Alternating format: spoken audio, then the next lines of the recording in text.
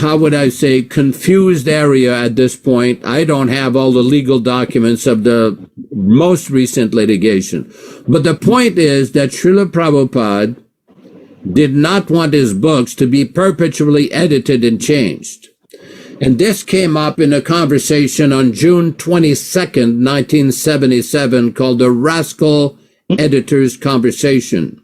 It's in the Prabhupada Conversation book, where we were reading from a Bhagavatam version, and Prabhupada said, why has this been changed? And as part of that conversation, Srila Prabhupada said at one point, they cannot change anything.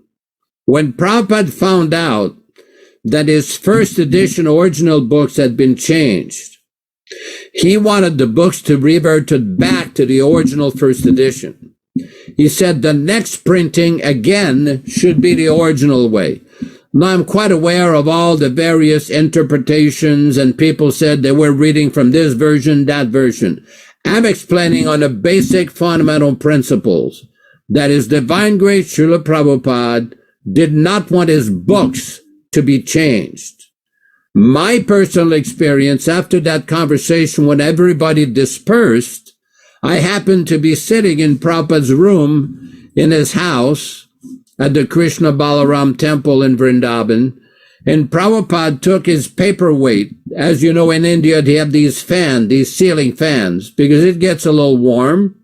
So Prabhupada took his paperweight and slammed it on the desk. And I was startled. And Prabhupada pointed his finger at me and says, you there, you. He says, you go tell this GBC, if they change one word of what I've written, it will spoil everything I've done. He says, get out and write a letter. And I was so startled, I couldn't even move.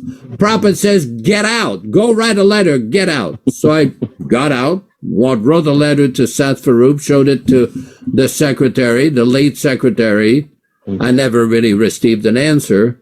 But the bottom line is Prabhupada did not want his first edition original books to be changed. Now, the argument that people give, well, there's sometimes mistake, there's sometimes spelling mistakes, there's sometimes some capitalization mistakes. Well, there are not that many. Because what has happened, this has become a cottage industry that people are taking it, oh, Prabhupada said to correct the spelling mistakes. Okay, now the floodgates are open. And then everything, the end result is that so many things are being changed, like what they did to the Bhagavad Gita. Yeah, the Bhagavad Gita has like 4,000 or 5,000 changes between the 1972 original Macmillan edition and the subsequent adulterated 1983 edition, all under the plea of, well, we have to correct some spelling mistakes. This was a lot different.